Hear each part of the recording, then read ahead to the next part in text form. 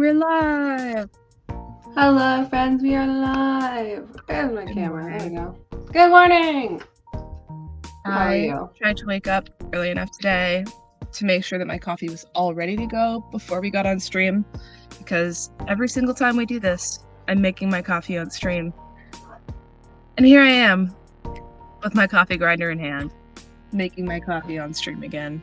So It always looks like a pepper grinder. And It I know does. that it's not. But that's what I always think. here, you can join my cute little... This is an AeroPress ad. This live stream is sponsored by AeroPress. No, it's not. No, it's not. Say that. I can't say that. No, it's not. This live stream is not sponsored by anybody. But AeroPress should sponsor us. Yeah, sure. AeroPress, if you're watching, sponsor us. Sponsor us. That makes sense. Because you don't have any better influencers to do that, I guess. No. Team. Okay. Hi, how are you? How was your week? Good. I got out of bed about a minute ago. Real. That's real. Yeah, but Ryan brought me coffee, so that was very, very sweet of him. I wish I had a husband to bring me coffee. From the other side of the van. Yeah. Well, it would be that I could then be in bed and I could watch whoever it was make coffee, and they could make me coffee. Oh, It's hot this morning. All right, we'll find you a husband. That's the purpose of this stream. Finding of a husband. And let's just be clear here. It could be a beautiful butch husband. Yes, Like, yeah. Where this is non-gender specific gendered. husband. Hang on, I gotta open a window. Yeah, I'm having a wild week. Go on. We launched the festival schedule this week. Yes. I work for a children's festival in Hamilton called Telling Tales Festival. It is on September 21st and 22nd, and the full schedule is live online as of 2 days ago.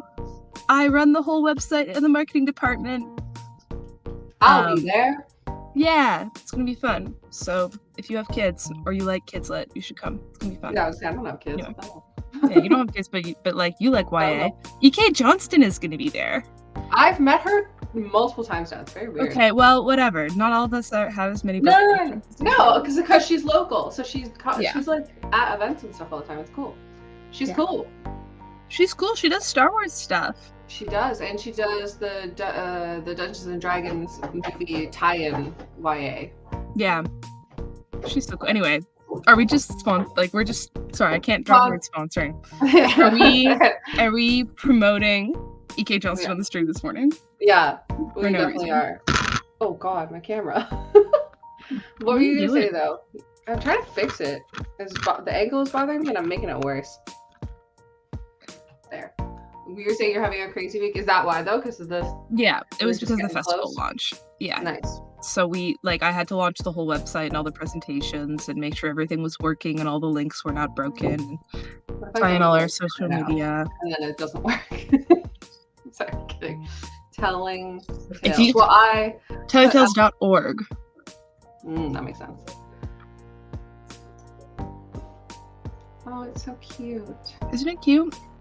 This is very cute. I This is all I'm got doing all week.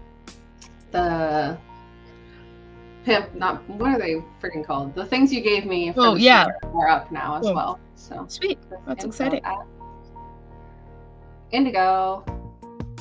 Subscribe to news. Okay, this is just me now stalking the site. I'd do it. I mean, honestly, I've been working so much overtime this week. I probably just could spend productivity hour continuing to work, for work. No, I it's not know. allowed. I shouldn't. I know, but I could.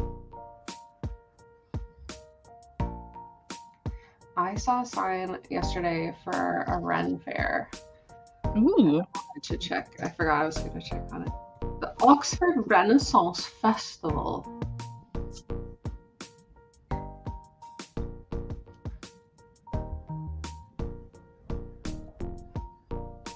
Schedule. Stay tuned. Yep. But it said it was soon. That's always the way. When are they launching this? Okay, well, Might say. maybe I've never I'll- worked in festivals before this, and I've actually just It's so much work. I have gained a new appreciation for nonprofits and festival work. Holy Yeah. moly.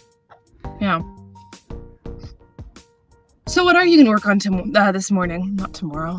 Tomorrow. What are you working on tomorrow? I'm gonna work on Moldermouth today, I think. Cool. Might as well get back into it. It's been a little while.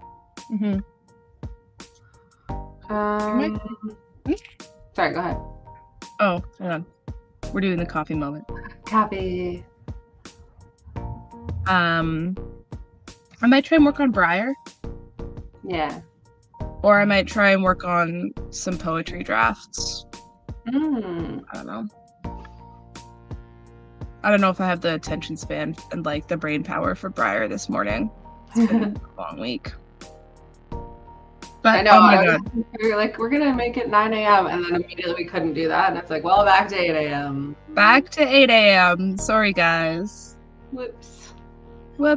I have a real boy job. So yeah, I'm gonna have to be out of here at like just past 9.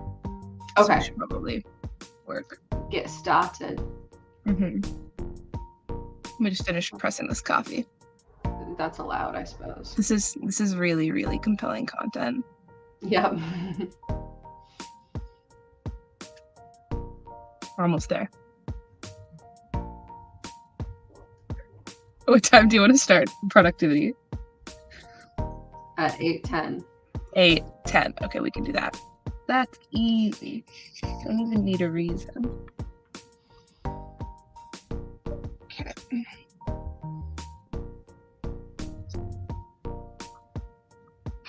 Okay. I love that your coffee's just in like a camp cup, not even in like a mug. What? Are you... Isn't that just like a plastic cup? Yeah, it's like a Starbucks travel mug. It literally looks like just like a plastic cup. I mean, it kind of is. It's supposed to be for hot or cold, though, supposedly. Ryan's asking what I'm going to be working on. I'm going to work on Moldermouth. I'm going to sound like Harry Potter. Harry Potter. Harry Potter. I'm going to work on Moldermouth, and maybe I'll write in that accent. The accent Your main character sounds like this now, even though she's a little girl. She's not a little girl. Oh, she's like a teenager. She's a teenager girl. I'm gonna keep eating blueberries and open up all my stuff. Allowed. Okay. I'm ready. Wow, I'm so tired this morning. Yeah, team. Bro.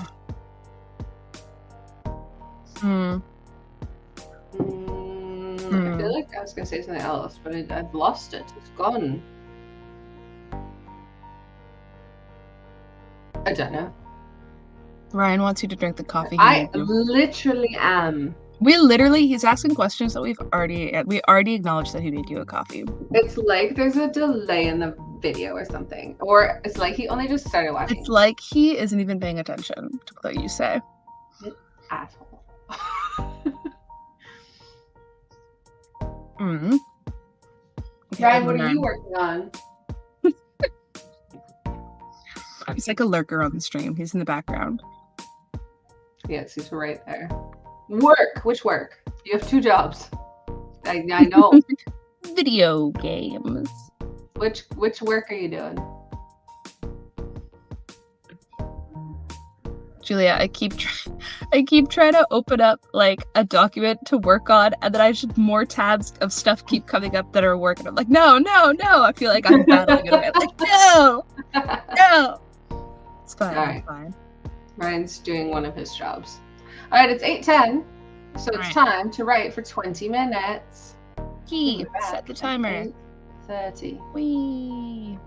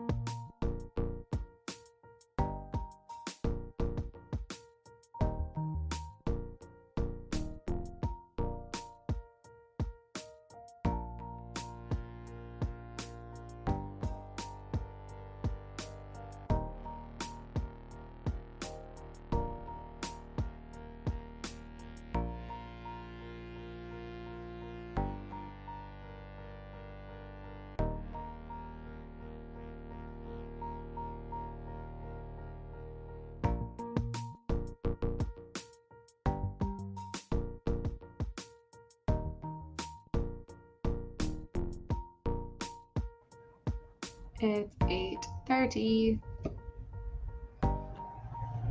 Is it already 8:30? It sure is. Holy moly.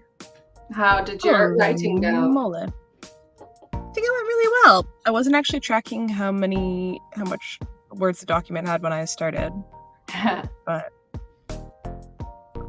think it went well. Nice. Let me see how much I wrote. What did you end up working on? Briar. Cool. I wrote 290 words. Let's see, hang on. I wrote 384 words. Nice. It is not a race. Brain. You win. Yay. I had to open up my Pinterest board of what this freaking building looks like that I got oh my god. In.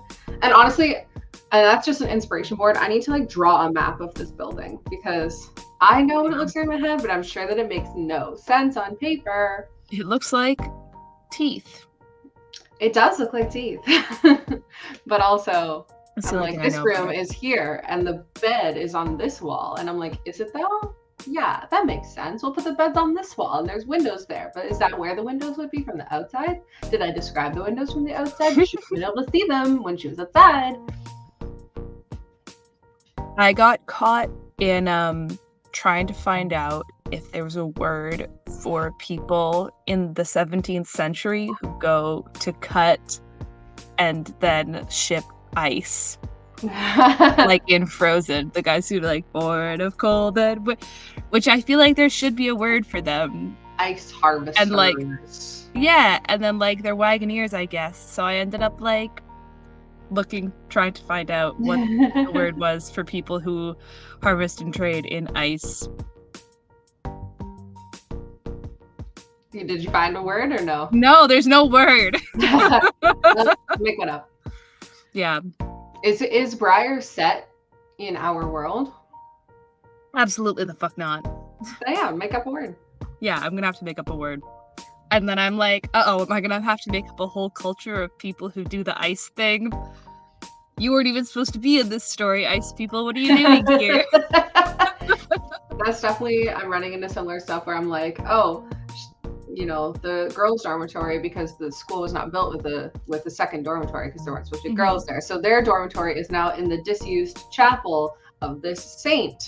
Oh, and then weird. I'm like, okay, so this saint is this guy, but now I have to create a theology about these saints, which I kind of have already done. But I'm like, now you have to set up a whole hagiology. What are you doing? And I have been. That's not a new idea from today. So I have been doing that. Right. Okay. And I'm like, I'm not gonna info dump it into the book. Mm-hmm. I'm just gonna have quiet world building, what Ava Reed does in her work. Mm-hmm. Where she's like, if you looked into it, this world. Have you read A Study in Drowning by Ava Reed? No. Okay, you would love it. It's YA, but it definitely reads adult. You would freaking love it. And she does the same thing where it's like, this feels like our world, but it's definitely not, just based on the geography. And it's a very subtle world building where you're like, there was a war and there are gods and things have happened, but that's not what the story's about. So don't worry about that. That's kind of like how T. Kingfisher sets up her Paladin's Grace series, where it's a fantasy world, so you can kind of get the gist of it. But then you're like, wait a second, what do you mean?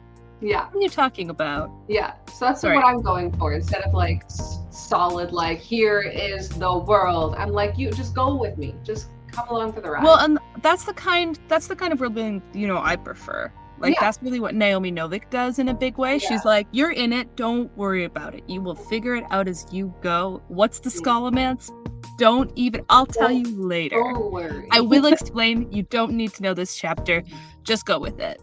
Yeah. So I'm like, there are saints. The school doesn't, the boys of the school don't worship this one anymore. So the chapel is not being used. And now it's the girls' dormitory. That's all you gotta know. I feel like you don't necessarily worship a saint either. I feel like in this world you do. Okay. For reasons. Okay. I feel like the vibes with saints is often more by Saint so and so, Mm-hmm. Anyway, I won't criticize your hagiology. There's no cross. Sure, but you know what I mean. Don't worry, you'll see. Okay, interesting. Yeah. Interesting. It's not Christianity. Well, yeah. Have you read Serafina by Rachel Hartman? No. One of my favorite books. You would really, really like it, I think.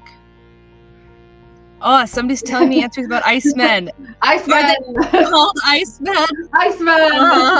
Oh, it's fine. There weren't even supposed to be Icemen in this story. And now there are, and that's the whole story now. Get rid of the Sleeping Beauty aspect, Icemen. It's just, listen, somebody gets hit in the face in an early chapter, and I'm like, So I hope she can get ice on that. And then I was like, wait a second. Would they have ice? How do they keep it cold? How they Anyway, it's fine. Icemen. I think I went with ice folk. It works.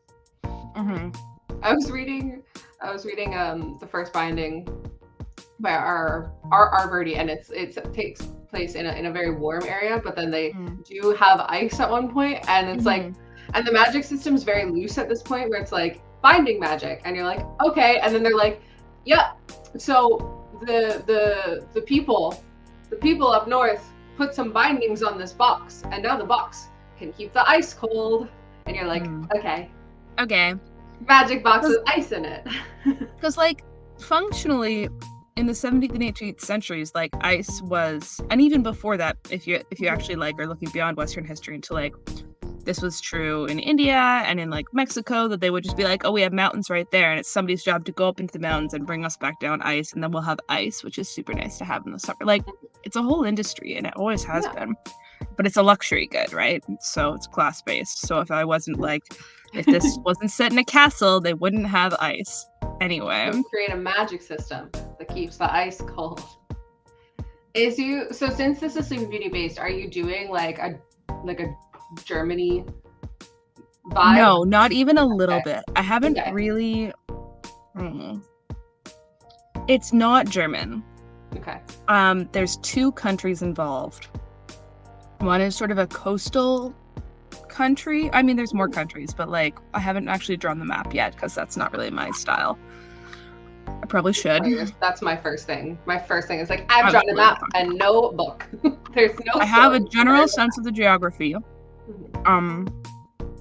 There's the sort of large coastal country that our prince is from, our Prince Charming stand-in, and then Briar is from a mountainous area, think one really good valley in like a bunch of mountains, and that's your country. And the main reason no one has invaded your country is because you got some mountains. And I have a lot of politics set up in my head of like why her country is. I think there's gonna be ore. I think some sort of magical ore. I haven't really decided. I haven't gotten that far. And then there's a bunch of other surrounding countries, and I think there's gonna be some desert stuff going on. But I'm like, but the Palestine. You're so struggling. No, I'm laughing because I just did a video critiquing world building where it's like, we have every climate in a radius that's this big. Oh no, the radius is not that big. Like the desert region, the mountain. That's not it. The snow. No, that's not it. The jungle. So it's more like, and this is dumb, but it's more like Western Canada is the scale and the setup. That it's like coastal BC, mountainous BC, prairie, because that makes sense geographically because of the way. For me personally, I'm like, I can write that, and then I'm also like, you can't write something where it geographically wouldn't make sense because of the way that pressure systems work coming off the oceans. If you've got oceans and then mountains, you can't have jungle on the other side of that shit. You can't. Anyway. That's like such a big pet peeve of mine in books. It's like, no. Your climates don't climate. No, the geography has to make sense. So I'm like, it makes complete sense to me to be like, yeah, there's some like grasslands, and maybe to the south there's something more desert. Like Arizona's down there somewhere, right? That's Arizona is down there somewhere. It's down there somewhere. And if that's the scale we're talking about, I think it makes sense for there to be like different regions and different geographies. For sure. But yeah. Yeah. And I'm like, that is a climate I can write about. Yeah. You know, right? Yeah, exactly. You lived it. And a lot of sort of the way the geography is playing into the story is this like my protagonist is very mentally ill. And the more I write, the more I'm just like, oh, you're really mentally ill. Write what you know. And a lot.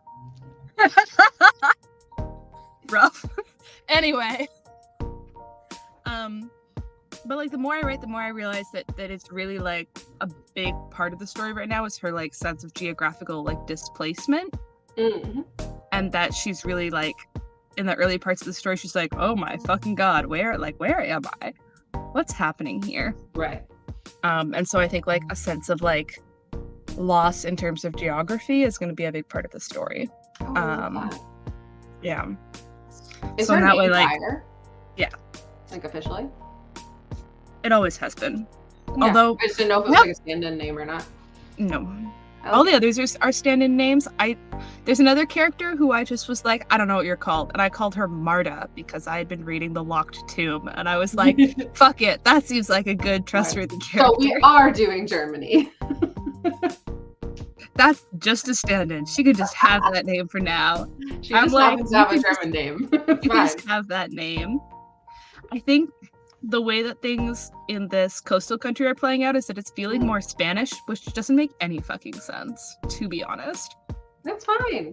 Mine's Italy for no reason. Mine's medieval Italy, but really it's just cold.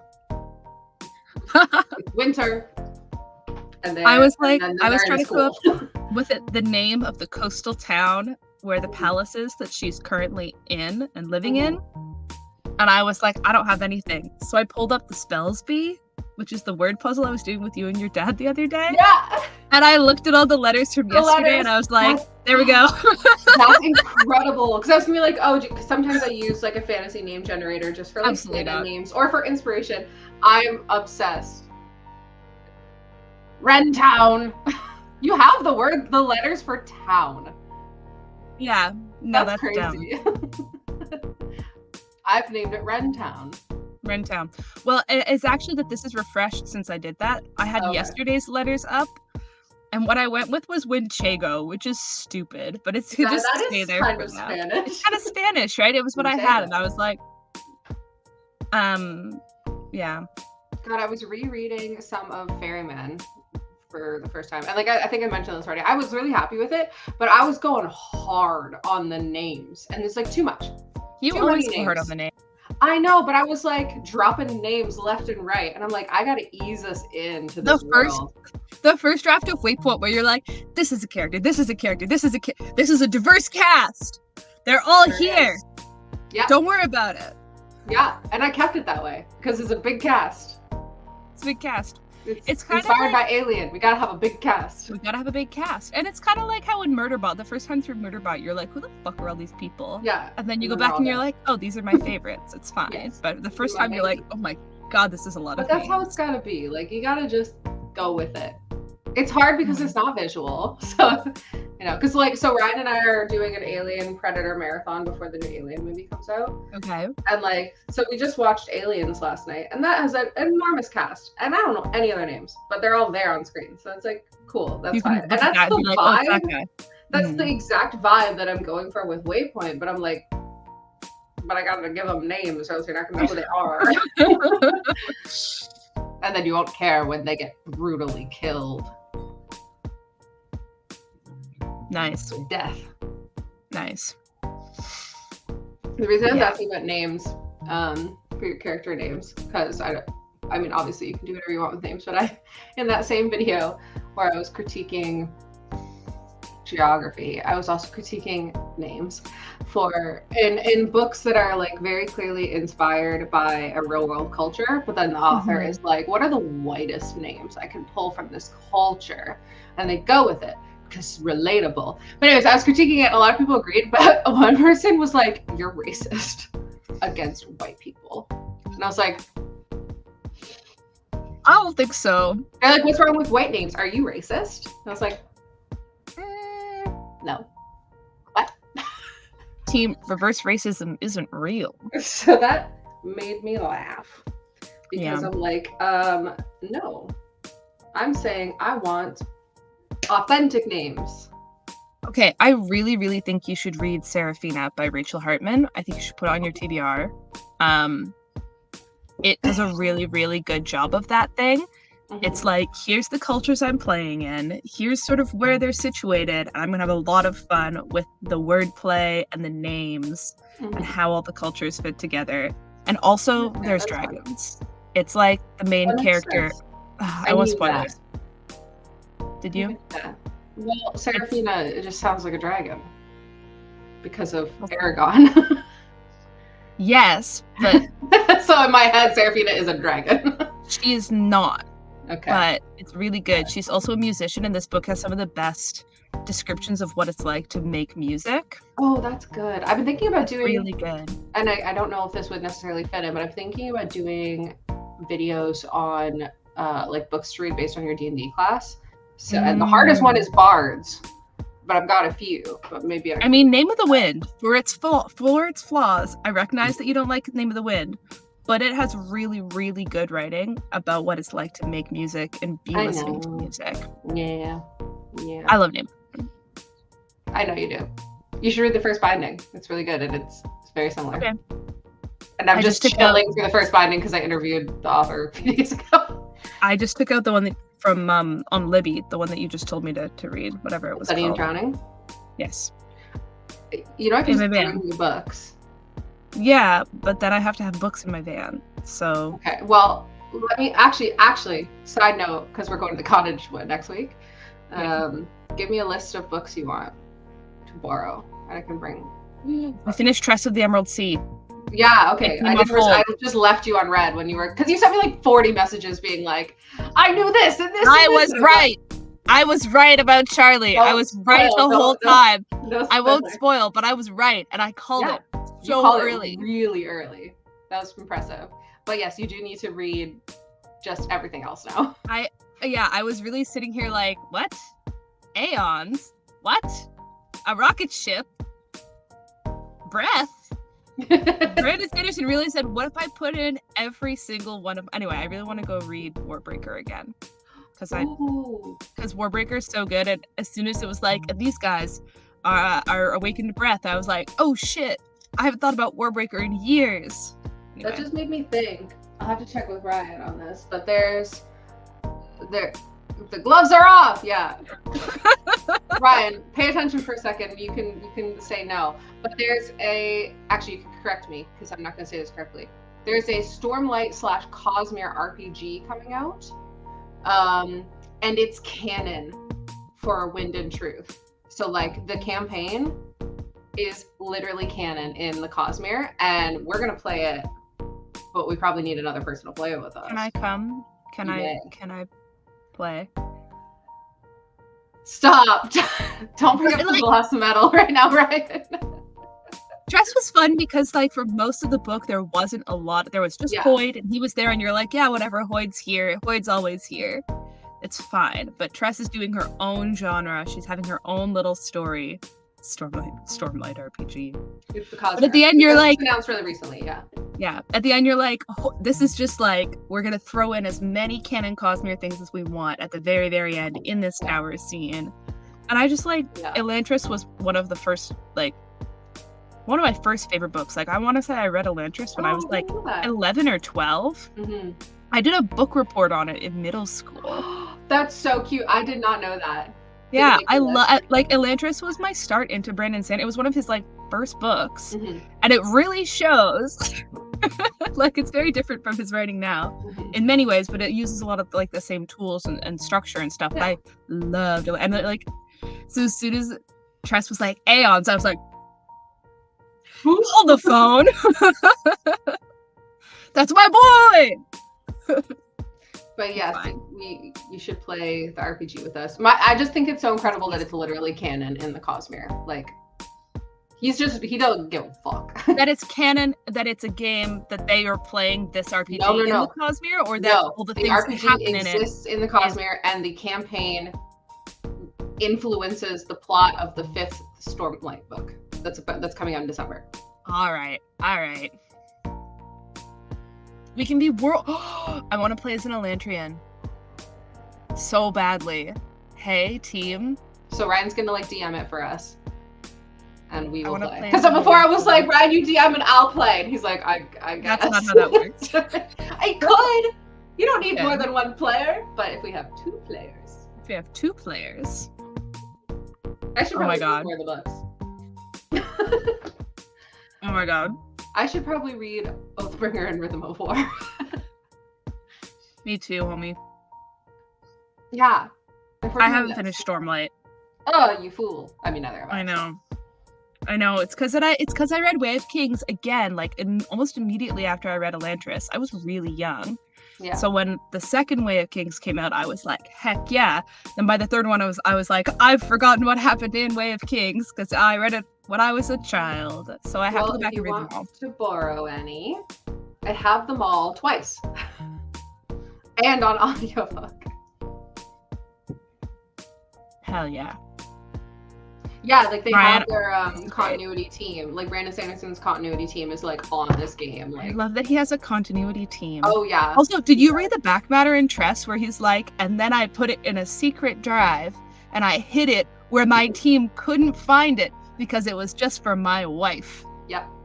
My wife wanted a nice little Princess Bride AU where Buttercup goes to save Wesley, so I wrote it for her and put it in the Cosmere, and it was just a for fun thing, and now you too get to read this project that I hid from my team. Oh my god, it is almost 9. Hey, yeah, I know. We only were going to do session. 20-minute sprints, and then we end up talking about Brandon Sanderson the rest of the time. Whatever. I had fun. Did you have fun? Yeah, I had fun. I wrote almost 400 words. I'm rounding up. I can round up. I wrote almost 300 words. High five. Yeah. Wait, I moved my hand the wrong way. Oh, okay, it's fine. It looked right on my screen. Wait. Oh no. Yeah. Yeah. It's stunning. Well, Ryan is still talking about the Stonewalker module. Oh, I'm so excited. Direct impact on Stormlight 5. So we should play it. I'm so excited. I have no other details on like when that comes out. I'm sure Ryan does, but I do not. Team, I'm really excited to just go into the Coppermind like wiki and just be like, go look at all the different Aeons and make myself a character because like the Elantris naming conventions are all Aeons, so I can go pick a character trait to define my character and pick the right Aeon. Oh, this is gonna be a fun character to build. Next September, so it's coming out after Stormlight 5? Wait, I thought you said it was about to come out like now. I thought so too, but I misunderstood. Well, either way, next September we'll play it. What? Okay, well we can't play it until I can be an Elantris. So we can't play till 2026. I'm so sorry. Ryan, why are you bringing us all this bad news? Ryan, the real question is, why are you bringing us this bad news in the chat instead of like coming into the next stream and your mouth on the stream? Kickstarter just started. Well, I'm assuming we're backing it. I don't know. It's fine. You know what? That gives me all the time to actually get That gives us time to actually read the books. Yeah, to actually get caught up on the Way of Kings, which I'm not. So if you do want to borrow any of them, just let me know. Hello? I think I have most of them on ebook, like on my Kobo. Look, the Alethi Codes of War. You gotta memorize these rules to play. Hit me in the face. Start learning. Those are very I'm not gonna play as an Alethi. Screw that. Yeah, F doesn't need. I want you to see. You're gonna have to see both of my hands. Whoa. Oh right. Ryan can't hear you. What? Yeah, I just assumed Ryan can hear you. They're not gonna play as an Alethi. They don't need the Codes of War. Yeah, but we're gonna be on Roshar. Doesn't matter. I'm an Elantrian. I do what I want. F's an Elantrian, even though they're not in the game yet. Ev is just actually Elantrian in real life. I'm actually Elantrian. Oh my god. They don't glow. That's Ryan says you don't glow. They're glowing right now. You just can't tell. Look at me. I'm so sweaty. I'm glowing. Yeah, right. I'm glowing too because I'm sweating. It's like really hot. It is. It's also very hot in here. But we're about at that time to wrap up. because you got to go to work.